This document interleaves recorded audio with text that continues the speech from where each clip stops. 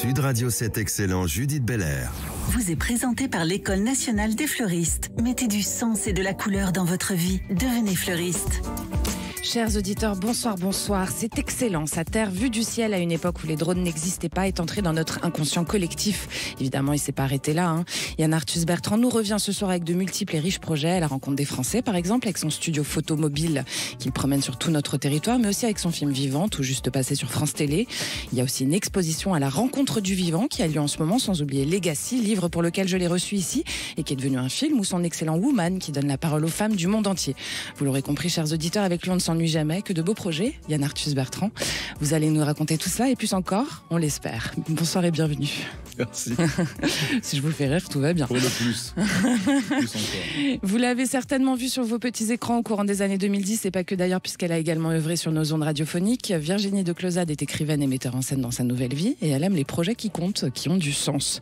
Elle vient nous voir ce soir sur Sud Radio pour nous parler notamment du spectacle Destin de femmes, tiré du livre éponyme de Valérie Pérez, tout juste labellisé ONU Femmes, et qui met en lumière les parcours des femmes extraordinaires, de femmes extraordinaires à travers des monologues, des dialogues, des scènes émouvantes qui aura lieu évidemment ce spectacle à la rentrée. Autant vous dire, chers auditeurs, que le lien est déjà créé entre mes deux invités. Bienvenue Virginie de Closade. Merci de m'accueillir. Avec plaisir. Chers auditeurs, c'est excellent. Bienvenue chez vous. Alors Yann Arthus Bertrand, je viens de le dire, vous partez à la rencontre des Français avec votre studio photo. Depuis 30 ans, vous parcourez le territoire à la rencontre des visages pluriels de notre France, que vous nous présentez cette France heureuse, parce que c'est ça, la France aussi, pour vous, c'est une terre d'optimisme.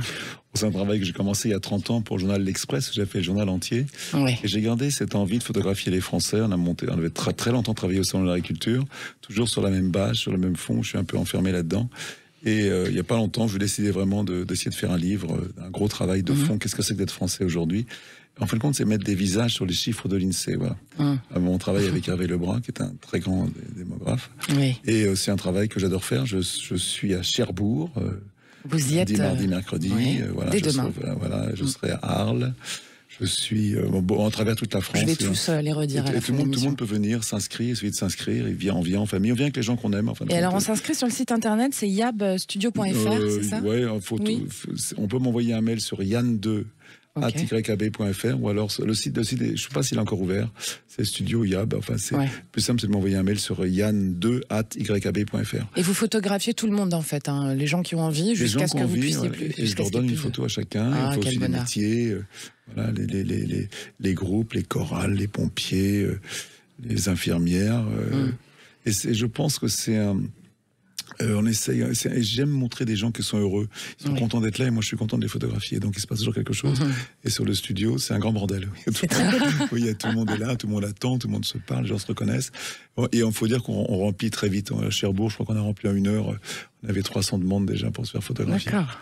Et alors, ce travail, comme à chaque fois d'ailleurs, vous y alliez un livre. En fait, cette fois-ci, c'est une encyclopédie des Français. On l'appelle, c'est un nom pour. Ça va sortir en bouquin ou pas? Parce que vous le faites souvent, ça, allier l'image à l'écrit. Normalement, ça va être une très grande expo avec 1000 photos. D'accord. Ça, c'est mon rêve, c'est pas encore fait, mais je pense que ça sera. Oui, quand vous rêvez un truc, vous le faites en général, Yann Arthus Bertrand. Quand vous commencez le travail, j'essaie en tout cas. Et on a déjà 2 ou 3 éditeurs qui ont envie de le faire. C'est un bouquin, c'est un travail aussi important. C'est pas, voilà, c'est important dans le sens qu'on veut aller au bout des choses, quoi. Vraiment montrer de tout le monde, du président de la République à un SDF, d'expliquer ce que c'est que d'être français. Alors, des thèmes forts et récurrents chez vous, des thèmes nobles, j'ai envie de dire, comme dans votre livre Legacy, qui raconte vos combats, votre vie, devenu un film lui aussi. Ce film-là, il nous dévoile une planète en souffrance, il propose quelques gestes forts aussi pour tenter de la sauver. Selon vous, est-ce qu'on peut encore la sauver, notre planète, Yann Arthus Bertrand, ou plutôt la population qui vit dessus, en fait, parce que la planète, a priori, elle va subsister après nous. Alors, c'est pas la planète, c'est la vie sur Terre. Voilà, c'est ça. Va continuer à tourner. J'ai tendance à dire que, vous savez, le secrétaire général des Nations Unies, qui n'est pas le patron de Greenpeace, il a fait il n'y a pas très longtemps un tweet en disant « J'ai lu dans ma vie des milliers de rapports, et le rapport du GIEC est le rapport le plus angoissant que j'ai jamais lu. » Donc la messe est dite, on comprend très bien qu'on va vers un monde difficile et compliqué. Quand le gouvernement l'annonce il n'y a pas très longtemps qu'on va avoir 4 degrés de plus. En 2100, à 4 degrés, on peut plus vivre sur la Terre, il faut le savoir. Donc j'espère qu'on aura... c'est vrai, on peut plus vivre sur la Terre à 4 plus degrés. 4. Il y a trop de... Il y a trop d'humidité, on n'arrive plus à suer, c'est vraiment compliqué. Déjà, là, on est à 1 degré et quelques, vous voyez la différence, quand il y a 4 degrés, et puis surtout, on estime qu'en 2070, c'est pas si loin que ça, il y aura 3 milliards de gens qui ne pourront plus vivre où ils sont en ce moment. 3 milliards de gens. Donc ça fait des déplacements de population. C'est moins les chiffres des Nations Unies, hein, c'est pas des chiffres des écolos bornés. Donc quelque part, je pense qu'on va vers un monde difficile et compliqué. Mais j'ai un espoir, comme toujours, il faut garder l'espoir, on ne peut pas vivre sans espoir. Et je dis souvent que j'ai espoir. J'ai écouté un scientifique qui disait ça, il disait, si mon petit-fils avait un cancer du cerveau, une tumeur, et qu'il n'y avait que 5% de chance pour le sauver, il n'y a que ces 5% qui m'intéresseraient, et je vivrais pour ça. Moi, je pense qu'il faut se battre, il faut y aller. On n'est pas à 5% quand même pour sauver la planète, enfin l'humanité. Si. On est à moins. Mais ce qu'il faut se dire, c'est que d'abord, il y a une génération qui n'est plus la même. La génération des jeunes de 20 ans. Ils ont conscience. Sont plus du tout les mêmes qu'avant. Ceux qui ont la chance de faire des études, qui lisent les dossiers, ont bien compris que le monde de demain est très compliqué. Quel sens je vais donner à ma vie, où je vais travailler. Et ça, pour moi, c'est un espoir fou. J'étais parrain de la COP étudiante. J'ai vu des milliers d'étudiants qui venaient à leurs frais discuter, trouver des solutions. La convention citoyenne, où 150 Français choisis par hasard, après 7 week-ends de formation, c'est encore plus radical que moi. Les gens qui font la fresque du climat, qui font un travail incroyable, ils ont formé. Il y a quand même un mouvement qui est en train de se faire.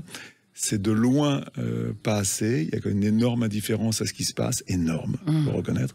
Mais je vois dans ce mouvement de ces jeunes-là quelque chose qui me fait espérer. On peut essayer de voir. On va vers un monde inconnu. Et ce monde inconnu sera viable si on a envie. Voilà. Alors, vous nous donnez aussi un début de réponse dans votre film Vivant qui est passé sur France 2 il n'y a pas très longtemps. Vous nous dites que nous, les humains et les animaux, on fait tous partie de la même communauté, celle du vivant. On écoute. Comprendre le monde animal en France, c'est découvrir des légendes méconnues, faites de héros minuscules et de colosses fragiles. C'est observer des relations intimes et tendres, comme des histoires d'amour passionnées. Quelle chance d'être spectateur de trésors d'ingéniosité, de symbiose presque magique et de coopération inattendue. Alors, Vivant, c'est un film... Yann Arthus Bertrand sur Sud Radio. J'écoutais en disant, c'est un film qu'on a réalisé, mais on a demandé à tous les gens qui filment en France de nous envoyer des images. D'accord. On a reçu 900 heures de rush. Oh là là. Et on a fait un film magnifique sur la biodiversité en France. Il y a un film, et après il y a un autre film qui s'appelle Renouer avec le vivant, qui est un film sur comment on filme les animaux. Mais surtout, ce qu'on a réussi à faire, c'est que le film est gratuit. L'expo est à la Fondation Planète, qui a l'expo à la Fondation Planète, qui est en droit gratuit, et le film est gratuit, libre de droit. Et faut aller sur le film, sur hope.prod ou le Vivant le film, sur le site, et puis organiser chez vous, dans votre association, dans vos écoles, des projections, et pour amener de la discussion et réfléchir à quels sont les gestes à faire, qui sont assez simples. Alors je vais le dire. Allez-y. Et il faut absolument manger bio, si on a les moyens. On a perdu 80% des insectes volants en France. C'est un drame, parce que les insectes, c'est vraiment le lubrifiant de la vie, c'est la base de la biodiversité. Manger bio, c'est important, c'est un peu plus cher. Le bio, en ce moment, vit une période compliquée et difficile. Les magasins bio marchent mal. Il faut aider les gens qui font du bio. Beaucoup plus de travail manuel. Et puis surtout, arrêter de consommer de la viande industrielle qui est en train de détruire la planète. Bien sûr. Donc tout ça, alors, ce qu'on me dit, ce qu'on peut faire, c'est assez facile en fin de compte. Et c'est vraiment un film d'amour, un catalogue amoureux sur la vie autour de nous. C'est un film pour moi important. On a fait un très bon score sur France 2. Et je dis avec, peut-être j'ai un peu la grossette pour le dire, en disant je suis très fier qu'on a eu la meilleure note de satisfaction. Pour ce genre de sujet, depuis longtemps, 8,8 de satisfaction sur France Télé, ça c'est génial. Voilà. Alors justement, dans cette exposition à la rencontre du vivant qui suit le film, qui est en cours à la Fondation Good Planet, vous l'avez dit, il y a une dizaine d'artistes internationaux qui créent un dialogue entre l'art et la science aussi, autour de la préservation de la biodiversité. C'est d'ailleurs inédit de mélanger la science et l'art, Yann Arthus Bertrand. C'est important dans ce cas précis, justement, pour donner aussi du fondement, quoi, c'est ça. C'était pas mon idée, l'art, c'était l'idée de la directrice, Alban Godard, et c'est une bonne idée. Moi, j'aime l'art quand on comprend ce qu'on veut dire. C'est-à-dire que j'aime l'art contemporain, mais quand c'est un peu du sens. Et souvent, quand c'est tellement détaché, de la réalité, on est sceptique parfois. Et ça s'appelle de l'art contemporain, c'est ça? Non, mais je vais pas râler. Pardon. Je vais pas faire. Parlons vrai sur Sud Radio. Non, mais ça m'intéresse parce que j'ai beaucoup de copains artistes. Mais en fin de compte, il n'y a pas beaucoup d'artistes engagés. Si demain on doit citer des grands artistes engagés sur l'environnement, il n'y en a pas beaucoup. Bansky, par exemple, qui est le fameux, il a quand même acheté un bateau pour accueillir des réfugiés dans la mer Méditerranée. Parce qu'il y a des gens qui sont un peu... JR est un photographe engagé. Mais il n'y en a pas énormément d'engagés, en tout cas. Donc ça manque un petit peu dans l'art contemporain. Donc c'est un message que vous leur envoyez à tous les artistes qui nous écoutent. Engagez-vous. Je suis à l'Académie des Beaux-Arts, donc je peux le dire aussi. Oui, vous êtes un artiste engagé. Virginie de Closade, mélanger les médiums d'expression pour dénoncer, comme le fait Yann Arthus Bertrand, et souligner les causes qui vous tiennent à cœur, c'est ce que vous faites aussi, finalement. En tout cas, j'essaye de faire ce qui m'intéresse moi, et je trouve que globalement on propose beaucoup de choses de tièdes. Et je trouve que l'époque n'est pas tiède. Et moi, en tant que spectatrice, j'ai envie de voir des choses engagées. Justement, j'ai envie de voir des gens qui ont un point de vue singulier et radical sur les choses, que je sois d'accord avec eux ou non, n'est pas tant le souci, que j'ai besoin de nourrir mon débat intérieur. Je pense que comme n'importe qui, comme tous les gens qui vivent sur cette planète et qui ont le temps de s'angoisser de l'avenir et non pas d'ici maintenant, je pense qu'on vit une sorte d'angoisse cellulaire, que essaye de nous, que tout le monde essaye de nous dire non mais ça va aller, vous inquiétez pas, on va trouver des méthodes, la Silicon Valley va nous aider, les machins, les trucs. Et en même temps, il y a quand même cette angoisse où on est des animaux et on se sent, je pense, menacé et en danger. Et pour moi, tout raconte la même chose. C'est-à-dire, le combat féministe n'est pas éloigné du combat de la planète. C'est cette façon de penser le monde, où à un moment donné, on vient, on écrabouille tout, et on asservit. Et ben en fait, on le retrouve. C'est la même mécanique absolument partout. Et quand on commence à tirer le fil, l'oppression des femmes arrive à l'oppression de la terre, arrive à l'oppression des minorités. C'est cette façon de penser qu'il faut bouger. Et chacun s'occupe de son endroit, mais le lien est global. Justement, pour faire changer les mentalités. Qu'est-ce que vous en pensez, Yann ? Je vous laisse répondre.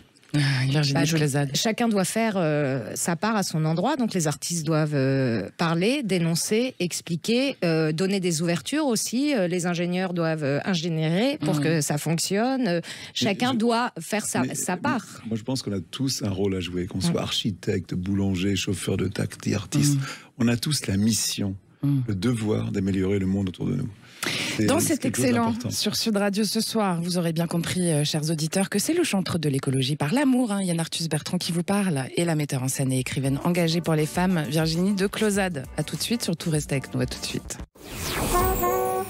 Sud Radio 7 excellent, Judith Belair. Vous est présenté par l'École nationale des fleuristes. Mettez du sens et de la couleur dans votre vie. Devenez fleuriste. Vous êtes bien sur Sud Radio et nous aussi avec vous. C'est excellent avec vous ce soir, l'écologiste engagé qui touche avec son art Yann Arthus Bertrand et Virginie de Closade qui écrit et met en scène. Tout bientôt à la rentrée d'ailleurs le spectacle Destin de femme, on va y arriver, tiré du livre de Valérie Pérez-Henouchi et qui est d'ailleurs prix Edgar Faure 2021.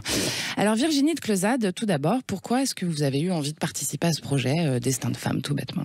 Parce que quand Valérie Pérez m'a contactée, j'ai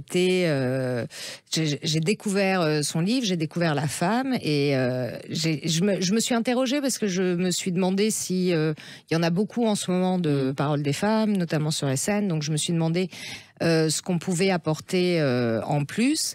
Et en fait, le livre de Valérie est formidable parce qu'il dresse d'abord une sorte de bilan historico-politique, c'est-à-dire où en sont les femmes dans le monde, tant au niveau du mariage que de la séparation, que des enfants, que de la place dans la famille, que l'héritage. Ça varie d'un pays à l'autre, follement.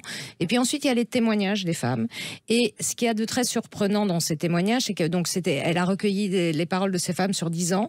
Elle était grand reporter, donc partout, sont des témoignages qui viennent de toutes parts. Oui. Ce sont des femmes qu'elle a revues aussi, parfois, pour certaines, au fil des années. Donc il y a un retour sur leur histoire. Et ce qu'il y a de fou, c'est qu'en fait, quelle que soit l'époque, le temps, l'endroit où elles sont, les femmes ne demandent pas grand-chose, elles demandent la même chose.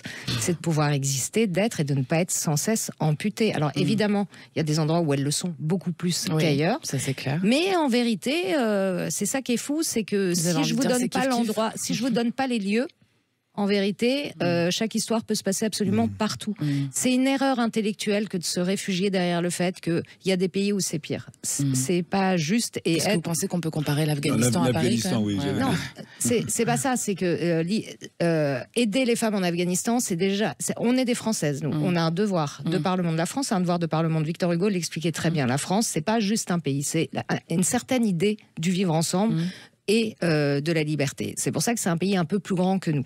Donc, en tant que femme française, on est aussi porteuse de ça. Si nous, on n'arrive pas à vraiment avoir l'égalité, à ne plus être les gens les plus précaires de la société, qui dans le monde le peut? Les lois sont là, tout est là, il y a quelque chose à bouger, nous, dans notre sexe, dans la façon dont on appréhende les choses, et c'est ça que j'ai aussi aimé dans le livre de Valérie, c'est que chaque témoignage porte en lui la force et la résilience, quoi. Alors justement, vous parliez de cette toute première partie du livre, on le rappelle, Destin de femme de Valérie Pérez-Henouchi, c'est donc cette recherche journalistique de 10 ans sur les femmes du monde entier. On va s'intéresser quand même un peu de plus près à la France. On connaît par exemple les écarts de rémunération entre hommes et femmes, ou les défis auxquels les femmes françaises sont confrontées en matière de représentation politique, d'accès aux postes de pouvoir, encore aujourd'hui en 2023. Il y a quand même eu des progrès, non, dans la réduction de ces écarts, Virginie de Closade. Qu'est-ce que vous en pensez? Oui, il y a eu des progrès, mais c'est pas parce qu'il y a eu des progrès que c'est bien et qu'on va s'en contenter. En fait, c'est très lent, c'est chiant. Il y a combien de femmes qui sont mortes là depuis le début de l'année? Enfin, je veux dire, on est quand même sur un pays, la France en particulier, et c'est pas du tout contre ce gouvernement parce que c'est vraiment une tradition française. Chez nous, on peut buter les bonnes femmes. Il y a un permis de tuer les bonnes femmes, c'est une réalité. On n'a rien à foutre. Vous payez pas vos impôts, vous irez plus sûrement en tôle que si vous tuez votre bonne femme. Faut pas exagérer quand même. Tu peux pas dire ça. Si. Si, vraiment. Oui. Moi, enfin, je le dis, ça n'engage que moi, mais c'est mon point de vue. Et la vérité, c'est que les femmes se font assassiner. Ça fait des années. Et quand on met la politique, les femmes ne meurent plus. Donc, à un moment donné, c'est une façon de penser les choses. C'est comme l'écologiste, comme tout. Est-ce qu'on prend le problème à bras le corps ou non? Maintenant, nous sommes françaises, ce que je disais. Là-dessus, avec Valérie, on est un peu, comment dire, on va être un peu anarchiste sur cette idée. Mais il y a aussi l'idée, je pense qu'on doit se fédérer. On est une corporation. On doit. Il y a un moment, il faut aussi qu'on prenne à bras le corps notre destin de sexe. Et ce qui manque, peut-être que c'est à nous de l'apporter. Est-ce que vous pensez que la radicalité du discours, elle permet de faire prendre conscience à chaque citoyen, ou que finalement il y a aussi d'autres moyens de faire prendre conscience pour que... Alors c'est là où c'est formidable de faire du théâtre et que c'est un sport collectif, c'est que moi je mesure bien que je suis un poil, un tantinet too much. Donc... Déjà, je viens de le reconnaître. Non, mais je sais bien, mais après, comme Valérie, je porte un projet, je dois insuffler une énergie et je n'ai pas envie de nous voir en victime, où qu'on soit, quoi. En fait, on a la résilience. Il y a quand même une tendance à la victimisation. Non, mais ça c'est pas vrai. On est le sexe le plus résilient du monde. On porte ça en nous. On n'a pas le choix. De toute façon, la société. Enfin, je veux dire, vous êtes obligé de résilier. Quand vous êtes une femme, vous n'avez pas le choix. Donc, il faut quand même le célébrer. Il faut quand même le fédérer. C'est-à-dire que toutes ces femmes, aussi abîmées soient-elles, elles marchent debout, elles font tourner le monde. Donc, il y a la force en nous. Et moi, c'est ça que j'ai envie de raconter. Et j'ai envie de vous dire, c'est pas très grave d'être cassé. C'est pas très grave d'être abîmé. On s'en fout un peu. On vole tous en éclats. L'important, c'est comment on se répare. On est tous un peu cassés et abîmés, hommes et femmes. Mais surtout, l'autre, il a tort quand il dit si t'as 50 ans que t'as pas de Rolex, t'as raté ta vie. C'est si t'as 50 ans et que t'es pas singulier, que t'as pas déjà volé en éclats plein de fois, t'as raté ta vie. Parce que vivre, c'est effectivement s'offrir à l'autre, aimer, parfois souffrir, et on se fait fracturer. C'est pas grave, on se ramasse, on se rabiboche et on repart. Et c'est comme ça que les gens ils sont intéressants. Je vous vois hocher la tête, Yann Arthus. Non, parce que on a parlé, mais j'ai fait un film qui s'appelle Woman, quand même, où j'ai pendant 2 ans interrogé les femmes. C'est un film qui a transformé ma vie. Je vois ma mère, ma femme et mes amis, mes sœurs d'une façon, et mes petites filles d'une façon différente. Et c'est beaucoup plus compliqué d'être une femme dans ce monde d'hommes, évidemment, ça on le sait tous. Et d'ailleurs, je voulais dire que le film, pareil, est libre de droit. Il y a une tournée, parce que le film est sorti une semaine avant le confinement, donc on a un peu raté le coche. Donc le cinéma était plein. On n'a jamais retourné au cinéma. Donc aujourd'hui, le film est on va chez Haute Production sur le site et on peut organiser des séances de cinéma gratuites. Le film est libre de droit dès que les séances sont gratuites. Et je suis ravi qu'on ait réussi à faire ça. Justement, pour revenir sur ce film, vous l'avez fait avec Anastasia Mikova, Yann Arthus Bertrand, on va y revenir tout à l'heure. En ce moment, il y a une projection à Jam Capsule, voilà, à la porte de Versailles. Pour vous, c'est raconter qui marche mieux que dénoncer, raconter les destins de ces femmes, justement. Voilà, raconter leur parcours. Dans ce film, c'est ce que vous faites. On parle de Woman, là. Non, mais quand on avait fait Human, on s'est bien rendu compte quand on avait passé à côté de quelque chose. Qu'on avait parlé de beaucoup de choses, mais qu'on n'avait pas parlé des femmes. Donc il était évident, dès qu'on faisait le film, on savait qu'on allait faire un film sur les femmes derrière. Et je pouvais pas le faire en tant qu'homme. Donc j'ai pris Anastasia qui avait beaucoup travaillé avec moi, qui est formidable. Mais je dois reconnaître que sur ce film, c'était une grosse production, une vingtaine de femmes, comme d'habitude beaucoup de stagiaires, beaucoup de gens, que des femmes, et on n'était que 2 garçons. Je peux vous dire qu'on n'avait pas vraiment la parole sur ce qu'il fallait mettre dans le film. Il y avait une telle énergie, une telle envie de dire les choses, et c'était assez passionnant de voir toutes ces femmes, cette espèce d'unité qu'il y avait entre elles, quoi, sur le film. Et on a compris qu'il fallait les laisser faire, quoi. Et c'est pour ça que le film est bon, très bon. Pour revenir, Virginie Closade, sur la situation de la femme dans le monde occidental, il y a très peu de temps, on l'a entendu, on l'a tous très bien entendu, le droit à l'avortement a été remis en cause aux États-Unis notamment. Qu'est-ce que ça vous évoque, ça, justement, en 2023 et est-ce que vous pensez que c'est par l'action concrète et par le genre de choses que vous faites, par exemple, que vous pouvez peut-être même influer jusqu'à là-bas? Il y a deux versants dans la question. Il y a la première versant qui est politique, et ça, je citerai Simone de Beauvoir, qui disait que dès qu'une crise arriverait, tout serait remis en question. Et c'est le cas. Je sais pas pourquoi, moi, les mecs sont fascinés par les bonnes femmes. Je sais pas pourquoi ils font que des lois contre nous. C'est fou quand même, le temps qui passe à penser à nous, à nos utérus, à ce qu'on doit en faire. C'est quand même aberrant, quoi, depuis la nuit des temps. Alors je ne sais pas pourquoi. Donc voilà, je le constate. C'est la vie. Voilà, il y a une panique, quoi, totale. Surtout que je pense, probable, enfin, je sais pas, peut-être s'ils sont, je ne sais pas pourquoi, mais c'est fascinant quand même quand on y pense. Et ensuite, il y a un autre versant qui est que là, pareil, ça va pas être très politiquement correct, mais en pratique, la maternité est une problématique de femmes. Ça, c'est évident. Voilà. Oui, mais je veux dire, on a beau... Je veux que les papas... jusqu'à ce que le bébé soit sorti du ventre. Non, mais que les papas qui emmènent leur enfant au parc ne se sentent pas agressés par ce que je dis, et ce n'est pas de dévaloriser leur position, que quand même, globalement, ce sont les mères célibataires. Les mères restent avec les enfants, sont les gens les plus précaires de la société. C'est vrai. Voilà. Et il y a a priori aucune femme qui se dit, j'ai fait un enfant avec cet homme parce que précisément, il m'a l'air d'être un bon enfoiré qui va se barrer une fois que l'enfant sera là. Donc, on reste sur Sud Radio. Voilà. Non, mais je veux dire, c'est pas comme ça que ça se passe, quoi. On le découvre après coup. Et puis généralement le mec il se dit pas je m'en occupe pas parce que j'ai pas envie, il se dit non mais c'est parce que c'est trop compliqué. Enfin bon, tout le monde a des excuses. Donc moi je me dis il faudrait que les femmes s'organisent entre elles. C'est-à-dire qu'un des gros problèmes qu'on a, je ne sais pas comment le manque tout de ça... sororité, c'est un mot qu'on entend beaucoup en ce moment. Oui, faut qu'on arrête de penser que des mecs qui sont à l'Assemblée nationale, qui ne s'occupent pas de leur famille précisément parce qu'ils sont à l'Assemblée nationale et que pour avoir le temps d'être à l'Assemblée nationale, faut pas être chez soi. Donc tu demandes à ces mecs-là de t'organiser la crèche, évidemment qu'ils y vitent rien, quoi. Ça me paraît logique. Je suis d'accord avec toi à 100%. C'est un peu, soyons pragmatiques. J'adorerais que manque de crèche qu'il y a en France, c'est un truc, il devrait y avoir un ministère de la femme avec des femmes qui gèrent des problèmes de femmes, et c'est pas pour mettre les hommes dehors, mais c'est ministère de la femme, c'est une bonne idée, Virginie Closade. Je veux bien être à la tête, j'ai plein d'idées. Ça existe plus ou moins déjà, non? Oui, mais de la femme, plutôt moins que pas plus. comme ça. Non, mais par exemple, si vous vouliez parler de ça, la précarité, au Moyen-Âge, on avait inventé les béguinages. Et avant que les béguinages, que l'Église remette la main dessus. Expliquez ce que c'est les béguinages. Les béguinages, c'était les mères célibataires qui se réunissaient, qui vivaient ensemble. Je suis désolée, ça c'est gratos, mais toutes les mères célibataires en France qui sont en galère de garde, d'argent, de tout, si déjà il y avait, c'est gratos ça, si le gouvernement disait j'incite les propriétaires à ce que vous offriez, enfin à ce que vous favorisiez les colocations, alors qu'on sait que les femmes célibataires sont celles à qui on loue le moins d'appartements. Si on leur disait on organise une colocation, mais il y a déjà, ça coûte 0 balles, il y a déjà beaucoup de problèmes pragmatiques qui seraient réglés. Il y a plein de choses à faire, mais c'est à nous de le faire parce que c'est nous qui connaissons la problématique et que les mecs en face ils savent pas, et pas forcément que parce qu'ils sont méchants et contre nous, mais parce que si personne leur explique, on peut pas leur en vouloir de pas trouver de solution à une problématique qu'ils connaissent pas, quoi. Regardez Woman, faut regarder le film. De ça. On va y revenir dans 5 minutes.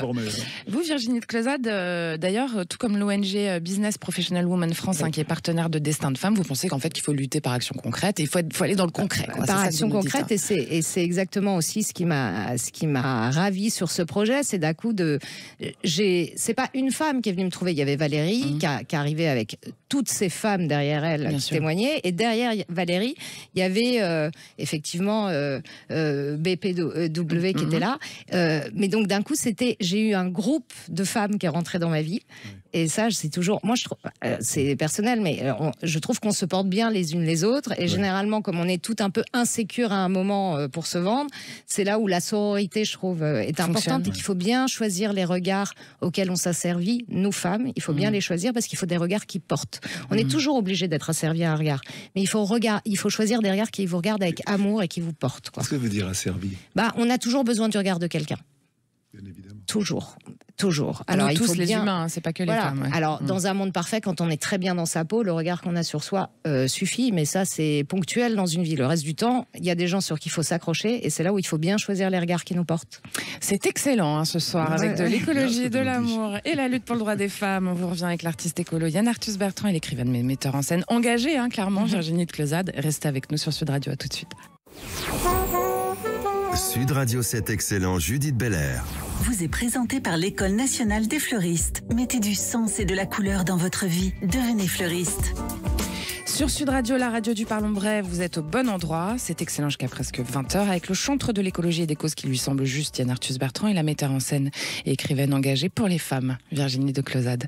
Alors, chers auditeurs, vous l'aurez compris, ce soir, on parle majoritairement du droit des femmes. Et pour illustrer ce propos, écoutons donc un extrait du film de Yann Arthus Bertrand, Woman.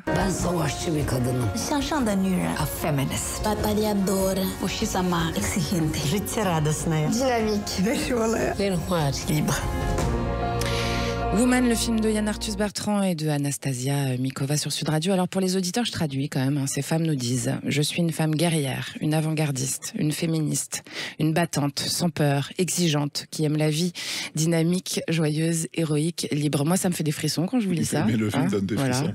Et alors, ce qui est marquant, c'est qu'elles sont de tous les pays. On revient à ce qu'on disait tout à l'heure, et que finalement, ces revendications, c'est les mêmes. Elles disent la même chose toutes.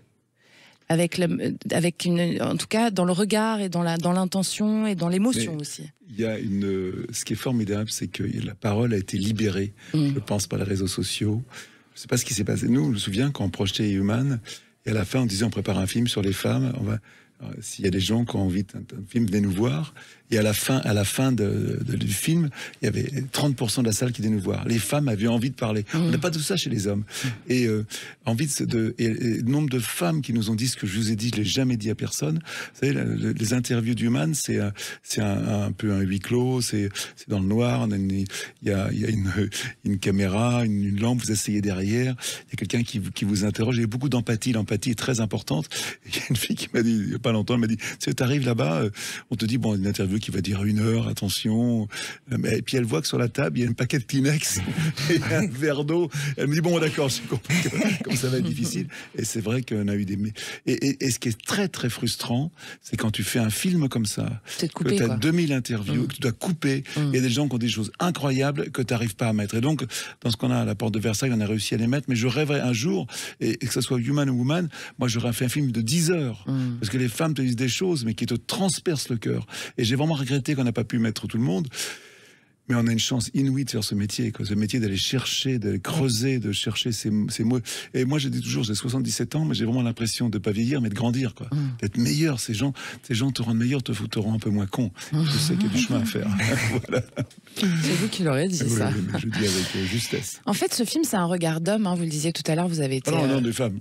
Non, mais attendez, c'est intéressant quand même. Vous avez été chercher Anastasia Mikova parce qu'il fallait une femme. Parce que finalement, vous êtes un homme qui fait un film sur des femmes, on peut le dire. C'est votre regard quand même. Oui, donc il fallait que je laisse la parole aux réalisatrices. En plus, ces interviews n'étaient faites que par des femmes, et des questions comme assez intimes sur la sexualité. Donc c'était pas à nous de les poser, contrairement à Human. Et surtout, c'était un film... Et de toute façon, j'estime qu'Anastasia était plus auteur de ce film que moi, parce qu'à un moment, j'ai lâché prise, j'ai compris je pouvais pas trop m'en mêler. Bien sûr, sur la musique, le montage, mais il y a un moment où j'étais pas à ma place. Je sentais que c'était des choses tellement personnelles et tellement... Par exemple, les règles. On m'a dit, Yann, il faut qu'on parle des règles. Je dis, bon, d'accord... en me disant, et quand tu vois toutes ces femmes qui te racontent leurs premières règles, quand elles ont mal, qu'elles ne peuvent pas aller travailler, tu dis, mais c'est un truc tellement important dans la vie des femmes, que nous, on ne se rendait pas compte, mais il a fallu que ce film pour que je me rende compte, tu vois qu'il fallait que j'étais un peu con. Tu vois. Virginie de Closade, vous avez envie de réagir. Le sang des règles qui va à l'encontre de toutes les lois scientifiques sur le sang. Juste le rappeler, le sang ne coagule pas. C'est-à-dire tout ce qu'on vous apprend à l'école, que le sang à l'air libre coagule, le sang des règles, c'est pas le cas. Merci. Voilà. C'est donc un mystère magnifique. Tout le monde est dégoûté, mais en fait, la science entière devrait se pencher sur ce truc, parce que ça va à l'encontre de toutes les règles scientifiques qu'on avait. Non, et puis le nombre de femmes qui s'arrivent sans le savoir, que personne leur a expliqué, quoi. Les problèmes dans les écoles, où doivent se cacher, quoi. Mais même dans le sport. dans les fédés où les meufs elles doivent se battre pour pas avoir de short blanc. On est quand même, mais c'est ahurissant. Et d'ailleurs maintenant, il y a une loi qui vient de passer, je crois qu'on l'a fait en France, on peut s'arrêter quand on a des problèmes tous les mois, ce qui paraît tout à fait normal. Il y a eu une athlète, je me souviens plus de son nom, qui court, il y a pas très longtemps, qui a continué la course pendant 4 heures sans changer de tampon et qui du coup a eu du sang sur la culotte et qui s'est fait beaucoup reprendre sur les réseaux à ce sujet-là. Et c'est vrai que ce sont des choses assez habituelles, alors que pourtant la parole s'est libérée. Virginie Closet, qu'est-ce que vous en pensez? C'est tellement normal de la vie qu'on va tous accepter. On devrait en parler tout le temps sans. Non, mais déjà, tabou, c'est pas quoi. sale. Enfin, c'est un truc de ouf. Mais ça, c'est un truc, ça vient des religions aussi et compagnie. C'est un truc de fou. Pourquoi c'est sale? Jamais c'est sale. Et si c'est sale, c'est peut-être qu'on a une arme de destruction massive entre les cuisses. Là, faut penser à collectiviser le sang et à faire quelque chose. Vitale, non, mais pardon. Mais il y a donc ça, c'est aberrant. En plus, c'est plutôt bon signe. Mais je pense qu'il y a une désinformation, mais il y a aussi un regard. Je pense que c'est ça qui s'est passé sur MeToo, c'est qu'on savait toutes qu'on était un peu cabossés, puis d'un coup, moi je me souviens alors que je me doutais que c'était, mais l'effet que ça m'a fait devant mon ordi quand j'ai vu toutes les meufs que je connaissais, toutes #MeToo. J'étais là, waouh. C'est-à-dire que je me doutais que c'était énorme, mais là d'un coup, et ça, on peut pas le dévoir, donc je ne sais pas. Alors justement, sur ce mouvement MeToo, Virginie Closet, et cette libération de la parole féminine, et puis les mouvements néo-féministes qui sont nés après ça, tout ça, selon vous, ça contribue à la réduction des injustices. C'est hyper important. Non, ça contribue principalement au dévoilement des injustices. C'est tout. Après, les actions seront posées, mais il y a un temps pour tout. Il y a des actions quand même. Là, oui, mais c'est pas tout de suite. C'est sur le temps long. Je veux dire, 68, les féministes, on se sera bien foutu de la gueule des féministes quand même pendant 30 ans depuis 68, avec les chiennes de garde. Isabelle Alonso, avec qui je travaillais quand j'avais 20 ans, que j'adore cette femme, ce qu'elle se prenait dans la tête, chienne de garde, machin, les soutifs et du poil sous les bras et compagnie. Excusez-moi, mais qu'est-ce qui a survécu de 68 ? Parce que tout le reste est mort, là, les Sartres, les machins, tout ce qu'ils ont dit, tout ça c'est mort. La seule chose qui a survécu, la seule chose qui a survécu, c'est le mouvement féministe. C'est tout. Tous les autres qui ont théorisé la politique, ils se sont tous plantés. Et la liberté sexuelle aussi. Ça s'est un peu refermé. Oui, ça a quand même été une découverte. Moi qui étais, je me souviens avant et après, il y a une différence. Alors justement, ces néo-féministes dont on parle, on ne va pas citer les noms précis de celles auxquelles je pense actuellement. Il y en a qui affirment leurs revendications en le faisant contre les hommes, très clairement.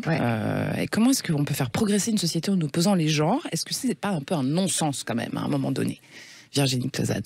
C'est-à-dire que c'est comme toute révolution. Il y a des gens qui vont trop loin, mais je suis désolée.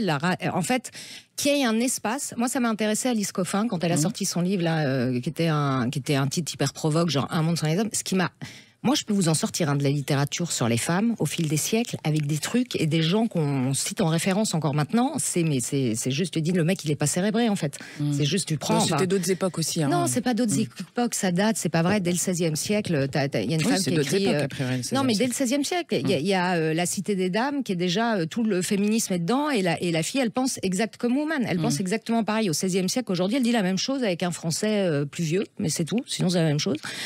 Donc il y a toujours des radicalités. Mais Alice Coffin, ce qu'il y avait de fou, c'est que juste le titre, les gens sont devenus dingues. C'est-à-dire le fait, c'est ça qui est intéressant, je trouve, c'est le fait on peut donc même pas poser la question. Sans que tout le monde devienne. Sur quoi? Le barbecue, alors, les hommes au barbecue, la viande est un truc d'homme, ce genre de choses.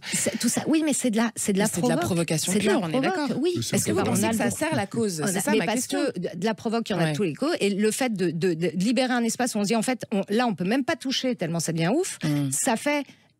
Ça raconte quelque chose. Alors après, la façon qu'elle a, elle, de le gérer, sa réponse, c'est la vôtre, c'est pas ou pas, ou la mienne, ou non.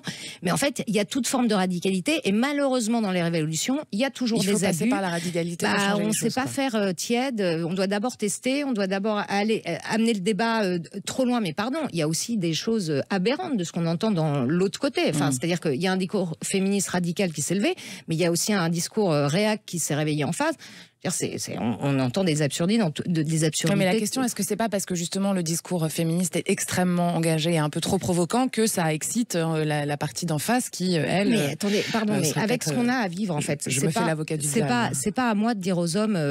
c'est pas à moi de rassurer les hommes et de leur rappeler que je les aime. C'est à eux de me rappeler que je n'ai pas à les détester. Pardon, c'est too much volontairement quand je le dis. Mais mesurez quand sur les réseaux sociaux, vous posez la question en statut, pourquoi les hommes violent les femmes? Je sais que c'est violent à entendre, mais c'est la réalité. En fait, des chiffres. Qu'est-ce qu'il y a comme réponse? En fait, c'est censuré.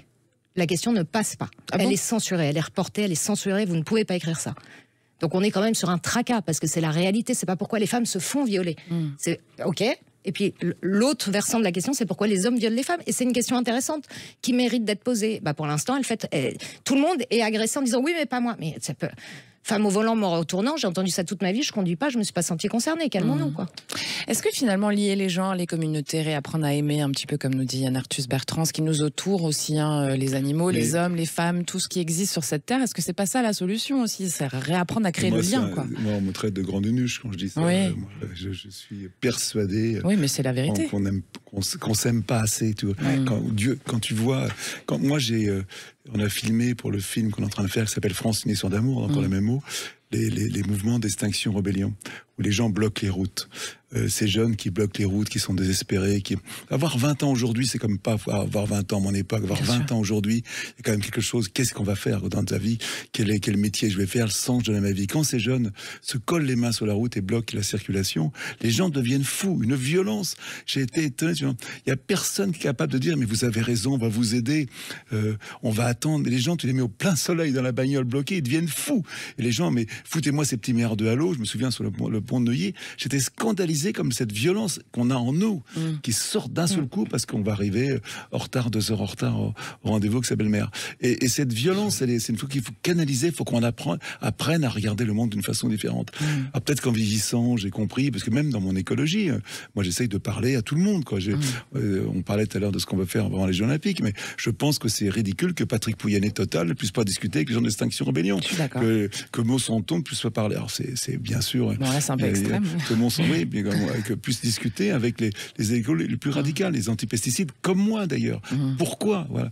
Et cette façon de faire, cette clivage de société est insupportable. Et on le voit bien au moment des retraites à l'Assemblée nationale. Ce bordel là-dedans, où il se passe plus rien, tout le monde se déteste. Plus personne ne s'aime là-dedans. Personne ne se parle surtout. C'est un peu la même chose. Il n'y a pas ce regard bienveillant sur l'autre. Et on est dans un monde en ce moment de plus en plus... C'est pas c'est Rocard qui m'avait dit ça. Il me disait la méchanceté, c'est une qualité en politique. Quand tu entends ça, tu dis merde, c'est pas possible. C'est des mots trop durs. Et moi je suis d'accord avec vous, je pense que vraiment l'ennemi du mal c'est l'amour, c'est pas le bien et ça, c'est l'amour. On est en déficit cruel d'amour et... En fait, si on aime cette planète, on peut pas la détruire. Si on aime sa femme, on peut pas taper dessus. Si on aime ses enfants, enfin, c'est basique, mais en fait, aimer, c'est faire du bien, quoi. C'est pas plus, pas moins, mais c'est énorme. Merci, mes chers auditeurs, d'écouter cette très belle émission, c'est excellent sur Sud Radio avec l'homme qu'on ne vous présente plus, Yann Arthus Bertrand, et l'écrivaine et metteur en scène Virginie de Closade. On revient tout de suite, restez là.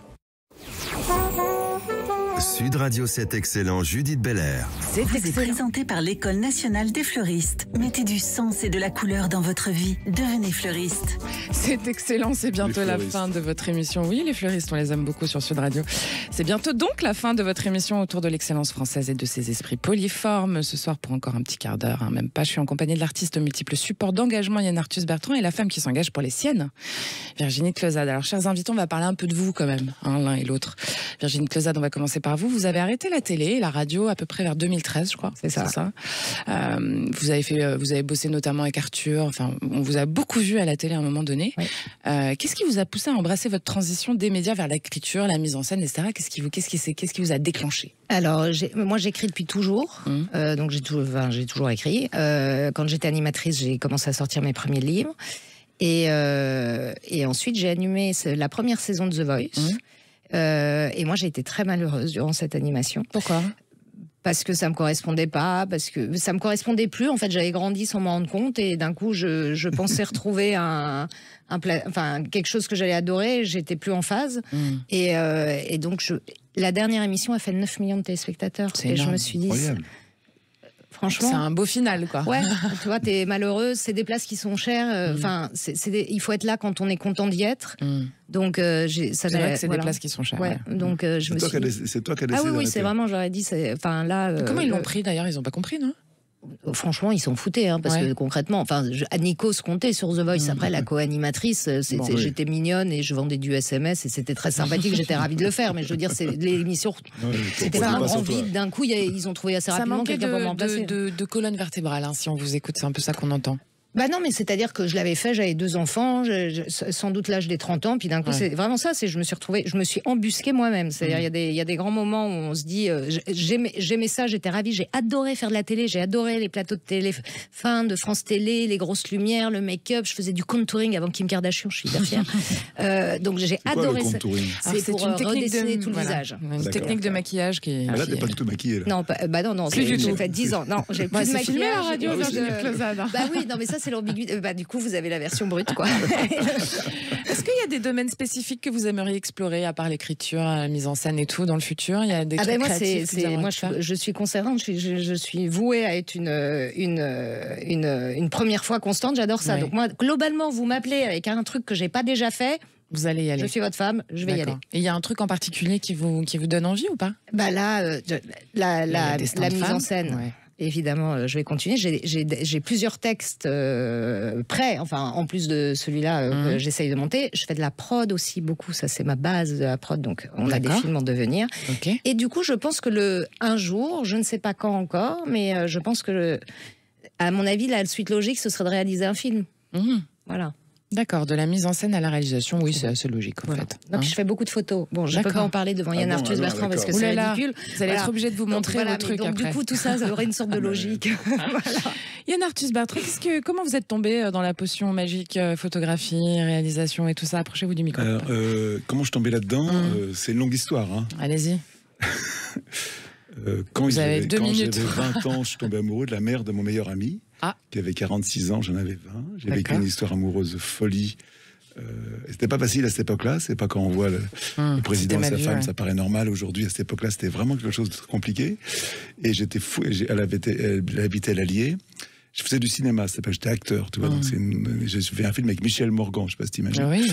C'est chic, belle référence. C'est hyper chic. Je sais pas qui connaît encore Michel Morgan aujourd'hui. Je trouve ça chic. Et elle avait une réserve. Ensemble, on a créé une réserve zoologique. Et je me suis aperçu que ma passion, c'est les animaux, la nature. Et je suis parti avec ma femme, Anne, faire un doctorat au Kenya sur le comportement des lions. Ce qui est formidable en France, et même si tu as 0 diplôme comme moi, tu peux passer, c'est un directeur de thèse qui l'accepte, tu peux partir faire une étude sur les lions, ce qu'on est parti faire tous les deux. Et ma femme écrivait, et moi je faisais en photo. Génial. Et c'est les lions qui m'ont appris un peu la photographie. Je fais bref, mais j'ai appris la patience, la beauté évidente. Et pour gagner ma vie, j'étais pilote de montgolfière. Donc je découvre la photographie aérienne. Donc voilà, je découvre l'importance de la photographie aérienne. Exactement. Et à cette époque-là, il n'y avait pas comme aujourd'hui toute la Terre vue du ciel sur ton téléphone avec Google Earth. La Terre vue du ciel, c'est quelque chose de très nouveau que personne ne connaissait. Il n'y avait pas de drone. Donc je fais ce travail. Pendant 10 ans, je fais la Terre vue du ciel qui devient un succès incroyable parce qu'on a une chance inouïe, c'est que tous les musées refusent nos photos alors que le livre est un gros succès. Et donc on invente des expos à l'extérieur qu'on fait de rue Médicis à Paris. Et c'est une exposition qui a eu 2 millions de personnes exactement. Et c'est une exposition qu'on a reproduite 250 fois dans le monde. On a encore aujourd'hui. On a inventé les expos photos dans la rue. On est les premiers à l'avoir fait. Après, j'ai fait la télévision vue du ciel sur France 2. Moi, j'ai adoré faire la télévision. J'ai adoré qu'on me reconnaisse dans le métro. J'ai adoré parler avec les gens. J'ai adoré rencontrer des gens qui faisaient, parce qu'on faisait une émission. Et vraiment, je remercie, Jean-Louis Remilleux, grâce à qui j'ai fait cette émission de télé. On a fait une vingtaine de primes sur France 2. Et puis à un moment, France 2 me dit, écoute Yann, tu parles trop de pauvreté, faut laisser ça envoyé spécial. Je dis, ah bon? Parce que la pauvreté, c'est quand même lié. Donc j'arrête l'émission un peu déçu. Et en fin de compte, je me mets à faire du cinéma. J'ai fait mais c'est vraiment la télévision qui m'a permis de faire du cinéma. Et j'adore le cinéma parce que c'est une chose collective. Le photo, c'est tout seul, on travaille. Le cinéma, c'est un cadreur, c'est de la musique, c'est le montage, c'est distribution. Et c'est vraiment un truc très compliqué. Et quand ça marche bien ensemble, c'est magique. Et d'ailleurs, quand on fait un film, les derniers jours de tournage, moi je pleure parce que tu sais que tu vas quitter les gens. Et c'est pour ça qu'on essaie toujours de trouver quelque chose pour faire un autre film derrière. C'est pour ça qu'on refait Migrant, parce qu'on veut continuer. Migrant, c'est un vrai problème. Et voilà, donc... Mais souvent, je mesure la chance incroyable que j'ai de faire ce métier, de rencontrer des gens, d'en vivre, de partager. Pour un jeune qui a envie de faire votre métier, quel conseil? Le premier conseil? Ne jamais écouter les conseils. D'accord. C'est important. Ne pas avoir peur de se perdre. Alors n'en donnez pas. Non, c'est ne pas avoir peur de se perdre. et surtout de savoir ce qu'on a envie de faire, d'être photographe ou d'être qu'est-ce qu'on veut faire comme photo et d'être spécialisé dans ce qu'on a envie de faire. Là, le film qu'on vient de faire Vivant avec 200 photographes animaliers, c'est extraordinaire la passion de ces gens, la connaissance qu'ils ont des mots. Ils sont photographes mais ils sont scientifiques. Je pense qu'aujourd'hui, on ne fait plus une photo comme ça. On doit en même temps savoir ce qu'on veut photographier, ce qu'on veut faire.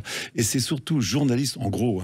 C'est un métier extraordinaire parce qu'on peut tout faire. On peut approcher ce qu'on a envie. Si on aime la course automobile, si on aime... Je confirme. On peut faire... Et c'est vraiment un métier génial. Voilà. Ouais. Voilà, et donc, Virginie de Closade, une jeune femme qui a envie de se lancer dans votre métier.